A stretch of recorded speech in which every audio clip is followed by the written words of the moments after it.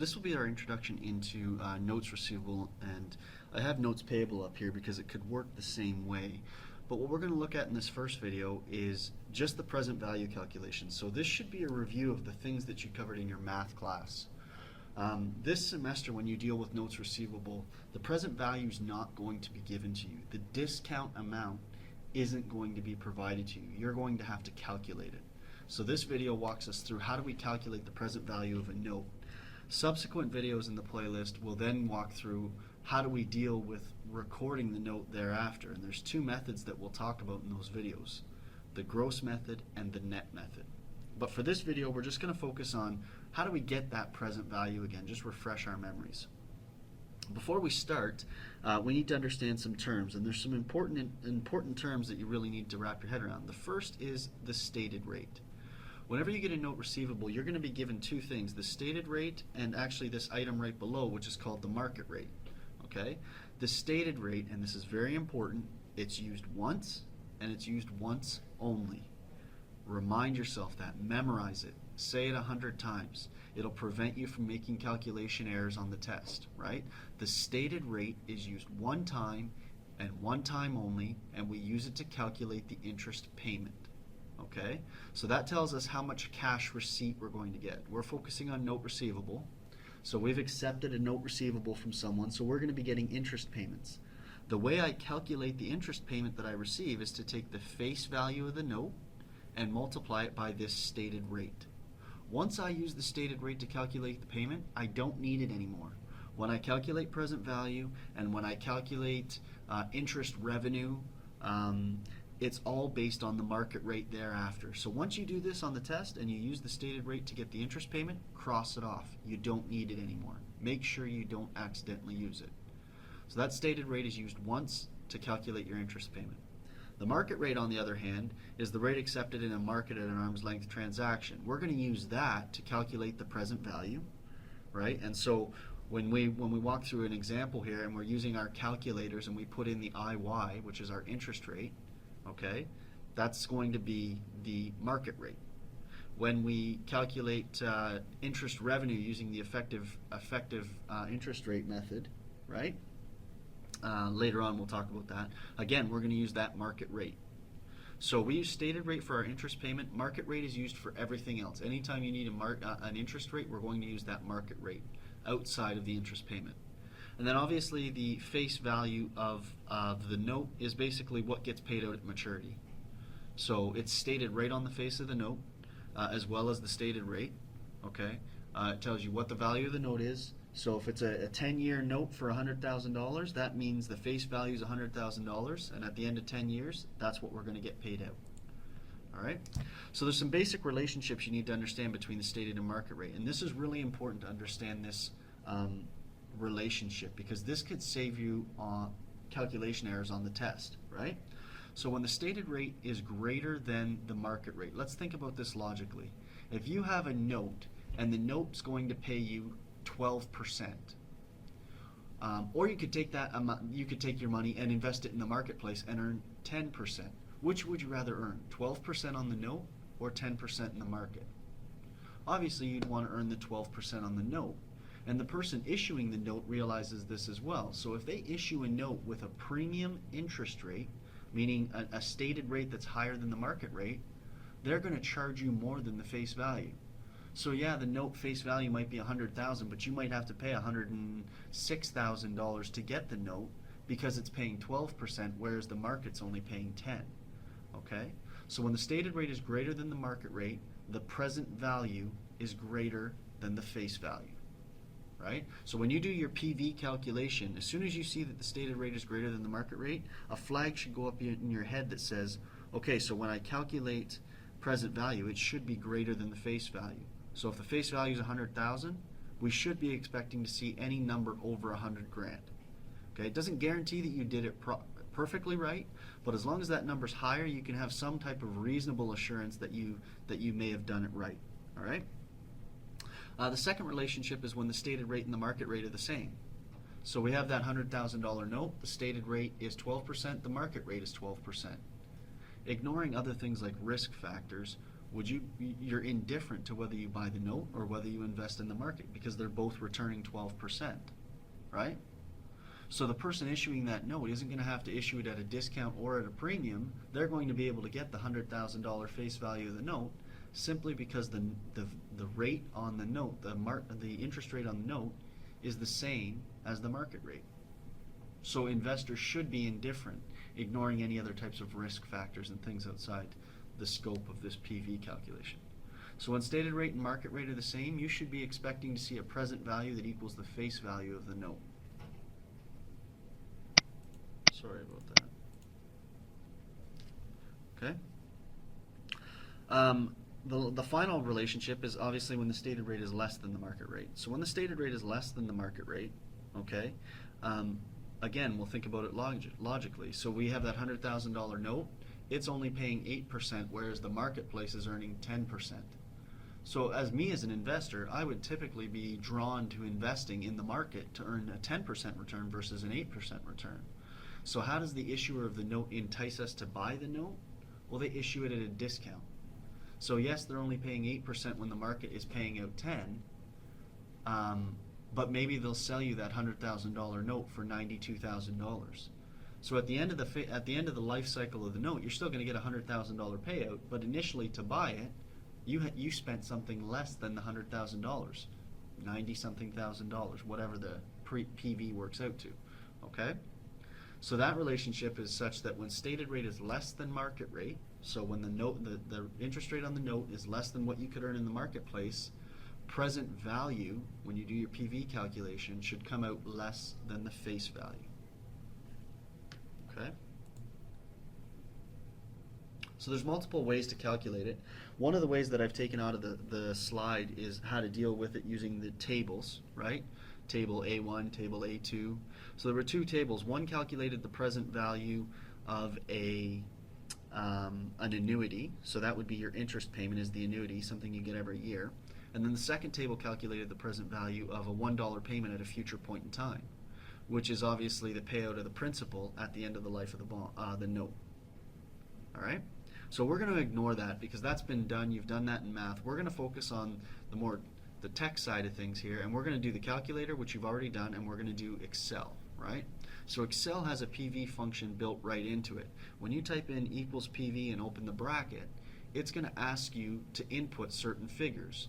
The first is the, I believe it's the rate, the interest rate, and again, we're using the market interest rate, and then it's the N per, which is the number of periods, and et cetera, et cetera, et cetera. And then the payment amount and the future value of the note.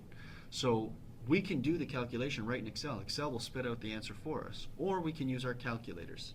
And if you remember in math class when we used the calculators, N was the number of payments, right? IY was the market interest rate. Okay, so remember, IY was interest. And we're only using stated rate for the payment amount, that's it. Market rate is used for everything else. So when we calculate PV using the calculator, in your IY, you're going to use that market interest rate figure. The present value is going to be an unknown in our case because that's what we're trying to calculate, so you will leave that blank. Your payment amount is that interest payment amount, so face value of the note times the stated rate. Okay, so your payment is the face value of the note times the stated rate. And then obviously the last one is the face value of the note. So in our case, it's that $100,000 value. So you're going to enter the N, you're going to enter the IY, the payment, and the face value, and then you're going to hit compute PV, and that'll spit out the present value of that note. Again, keeping in mind that relationship where if the stated rate is greater than the market rate, you're going to end up with a higher PV. If the stated rate is lower than the market rate, you'll end up with a lower PV. Okay? So it's key to remember those relationships. Right? Once we've calculated the note, we're going to use one of those two methods. But this one's going to end with just the calculation of the present value. So let's take a quick look at an example here. We're going to see if we can verify a couple of those theories that we stated. I'm going to skip option 1 and we'll go right to option 2. So in this example, we've accepted a note receivable in exchange for services rendered. So instead of them paying us cash or us accepting an account receivable, we've taken back a note. The face value of the note is $70,000 and the term is 2 years. All right? Under option 2, let's look at this one first. Under option 2, the stated rate is less than the market rate. So we're going to go calculate the PV, but right at this point you should be telling yourself, trying to come up with that relationship. So stated rate is 5%, market rate is 8. So when the stated rate is lower than the market rate, your present value should be lower than the face value. So in this case, because stated rate is lower than market, we're expecting a present value, or we should be expecting a present value lower than $70,000. So let's go see if we can run the math and prove that point. So I'm just going to hide requirement 1 here, and we're going to move right to requirement 2. All right. So in this second option, we had a $70,000 note with a 2-year term. It had a stated rate of 5% and a market rate of 8%. First thing I'm going to do is I'm going to say I've got a $70,000 note, and I'm going to multiply that by my stated rate of 5%, and that's going to give me my payment amount. My payment amount is $3,500. Okay? That's the one and only time I use that stated rate. So what I would do if this was my test is I would come to that stated rate and I would cross it out. I'm going to get rid of it. I don't want to see it. I don't want to accidentally use it. I'm going to get rid of it. I've crossed it out. So now I know the only rate that I have left to use is the 8%. So now we can go calculate the PV. Using your calculator, your N is the number of periods. And if you remember, this question said it was a 2-year note, right? So there's no semi-annual payments or compounding of interest, so we're just going to record your N as 2. There's 2 payments. Your IY refers to an interest rate. We all know by this point that we don't use stated rate for this. We use market rate for everything other than the payment. So your IY should be the market rate of 8%. Right? The next input is your PV, okay? And obviously we don't know PV, present value, that's what we're trying to calculate. All right? Your payment amount, however, we just calculated. That was the one and only time we used the stated rate. So your payment amount is $3,500. All right? So we've got the N, we've got the IY, and we've got the payment. The face value of the note was simply the $70,000. Now that you have all that entered into your calculator, your N, your IY, your payment, and your face value, you're going to hit compute PV, right? And remember, we said that we expected, because the present value, the stated rate was lower than the market rate, we expected our PV to be less than the face value, which in this case it was. So we just proved that one theory, that when the stated rate is lower than the market rate, the present value should be lower than the face value. You can also do this using Excel. You're going to type in, and this works in your testing software as well, you're going to type in equals PV, and then you're going to open up the bracket. Okay? The bracket, if you look, a nice little pop-up here starts asking us for all the information it wants. The first thing that it wants is the rate, right? And again, we know that we use the stated rate. So, the market, I apologize. We use the market rate to calculate this interest. So open P equals PV, open the bracket, reference the market rate. You hit your comma, it's going to take you to the next piece of the equation. It's asking for the N per. That's the number of periods. And in this case, it's a 2-year note. So I enter the 2, right, or click on the cell. Hit my comma, and it brings up the next part of the equation. And it's asking us to fill in, or the formula, it's asking us to fill in the payment amount, which is $3,500. So I fill in the $3,500, hit my comma, and then it's asking us for FV, which is face value. And the face value of this note is $70,000. When I hit my comma, it's asking me to deal with the type of period, or the type of payment. Either the payment comes at the end of the period, or the interest payment comes at the beginning of the period. Most commonly, you're going to focus on 0, payments that happen at the end of the period. Okay?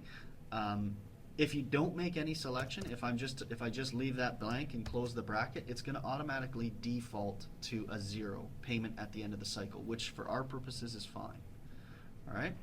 So one thing I do to finish this off is I just multiply by -1 so that it comes out as a positive figure. But look at the result. $66,255. That's exactly what we got using our calculator. Okay? So you can use either one on the test. You can use your calculator or you can use Excel. It will get you the exact same result. Okay? Fire Holliman, can you please come to from this? Fire Holliman, thank you. All right. One of the things I wanted to point out really quickly is that did you notice when it was asking me for all these things in the formula, not once did I type in the number. You need to get used to, in Excel, referencing cells versus just typing in numbers. Manually typing in numbers leads to typing errors. So you could lose marks on the test because of a simple typo. Whereas if you type the information in once, you ensure it's correct. As long as you're just referencing cells, you're never going to make that mistake. Okay? So those are the two ways that you can do it. You can do it using your calculator and you can do it using Excel. So what I would recommend, and this is information's on FOL, is going back and calculating for option 1 and option 3 and seeing if you can come up with the same PVs. If you used your calculator and you came up with a different figure, it's likely because you have your compounding set to 2 on your calculator instead of 1. So go back and change that setting so that it doesn't compound semi-annually and that it's only an annualized interest compound. Okay? So that's it for the PV example. The next videos will walk us through, now that we know how to calculate present value, we'll walk us through how to deal with the journal entries under two methods of recording the note.